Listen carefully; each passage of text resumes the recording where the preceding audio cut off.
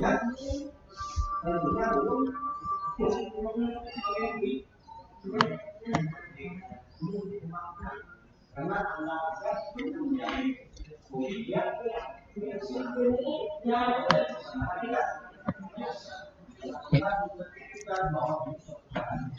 warahmatullahi wabarakatuh.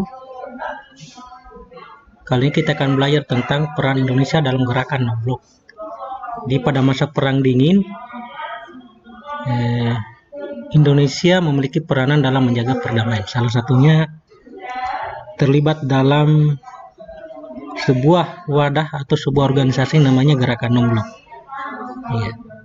Gerakan Non-Blok itu sendiri adalah suatu gerakan yang digagas oleh negara-negara, khususnya negara-negara Asia Afrika, tentunya negara-negara yang pernah terjajah. Peran Indonesia dalam konstelasi global, konstelasi politik pada masa Perang Dingin itu pertama kali menggagas namanya Konferensi Asia Afrika, yang kemudian digagas oleh pada masa Kabinet Ali Sastromijoyo dan beberapa negara, ada 5 negara tentunya, menghasilkan sebuah prinsip yang dikenal dengan namanya Ten Prinsipal atau Dasar-Sila Bandung. Dari Dasar-Sila Bandung ini kemudian muncullah sebuah gagasan yang munculnya dunia baru, dunia ketiga, dan kemudian tahun 61 maka lahirlah sebuah namanya Gerakan Non-Blok. Jadi ada beberapa yang melatar belakang didirikannya Gerakan Non-Blok ini. Salah satunya negara-negara netral membentuk sebuah gerakan non-blok yang kita kenal dengan GNB. Jadi pembentukan GNB ini diperkarsai oleh Presiden Soekarno Indonesia. Ada Presiden Gamal Abdel Nasser Republik Persatuan Arab Mesir, Perdana Menteri Pandit Jawaharlal Nehru India, Presiden Joseph Broz Tito Yugoslavia, dan Kwame Nkrumah dari Ghana. Jadi beberapa negara ini kemudian memilih untuk bersikap netral terkait dengan situasi yang lagi memanas pasca Perang Dunia Kedua ketika lahirnya dua negara adidaya, dalam hal ini Uni Soviet dan Amerika Serikat.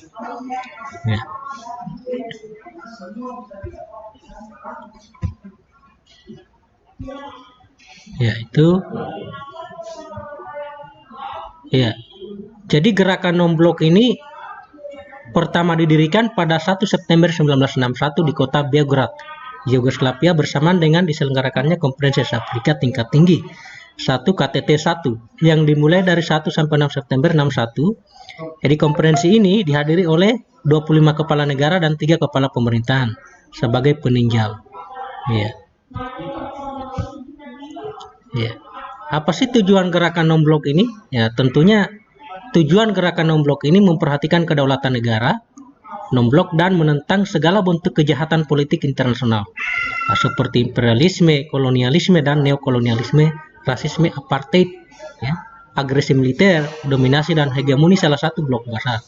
Dan yang paling utama adalah untuk mengakhiri Perang Dingin.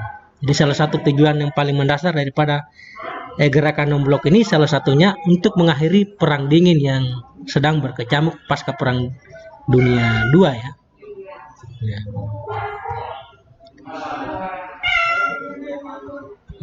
Ini kita lihat tentang pendirian gerakan non-blok sebagai bukti peran aktif Indonesia pada masa Perang Dingin.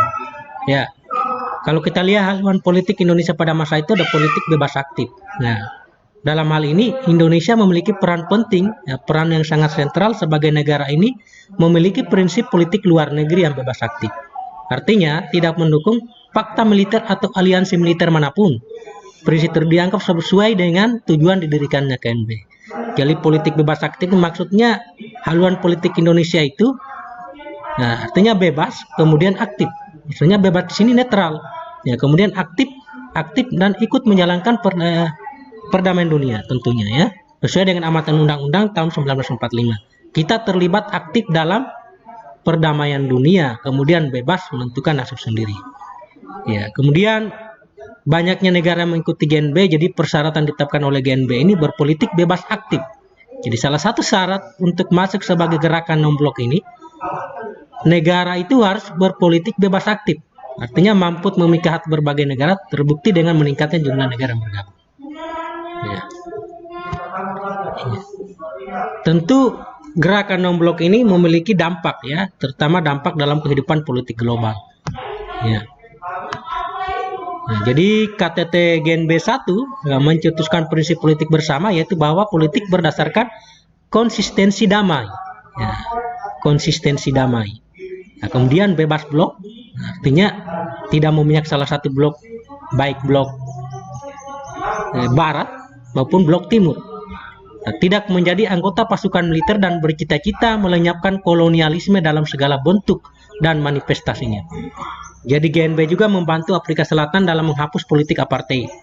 Jadi selain sebagai anti kolonialisme, ya, sebagai bentuk bentuk peran dalam konstelasi global politik yang memanas pada masa perang dingin itu, tidak hanya bentuk netralitas kita sebagai bangsa yang bermerdeka, tetapi kita juga mendukung atau membantu ya saudara kita di Afrika Selatan dalam menentang namanya politik apartheid. Ya. Kemudian pentingnya GNB terletak pada kenyataan bahwa GNB merupakan gerakan, ya, tadi ya, gerakan internasional terbesar kedua. Jadi bayangkan GNB ini merupakan gerakan internasional terbesar, gerakan kedua setelah PBB. Ya. Jadi gerakan kerjasama antara anggota-anggota GNB dapat memiliki dampak positif pada situasi ekonomi dunia. Ya, tentunya dengan menciptakan tata hubungan ekonomi internasional yang masih seimbang dan memperluas partisipasi negara-negara berkembang dalam proses pengambilan keputusan mengenai masalah-masalah ekonomi dunia. Jadi GNB ini membuat negara-negara anggota non-blok berjalan lancar tanpa hambatan. Jadi GNB ini meningkatkan program ke arah tata ekonomi dunia. Ya. Ya, oke, saya kira cukup tentang pembahasan singkat tentang gerakan non-blok. Ya, terhadap bagaimana posisi Indonesia atau peran aktif Indonesia dalam menciptakan namanya perdamaian dunia. Ini sesuai dengan isi daripada prinsip-prinsip yang dicetuskan dalam Dasar-Sila Bandung yang dihasilkan dalam Konferensi Afrika. Ya, tentunya. Tentunya kita sebagai negara yang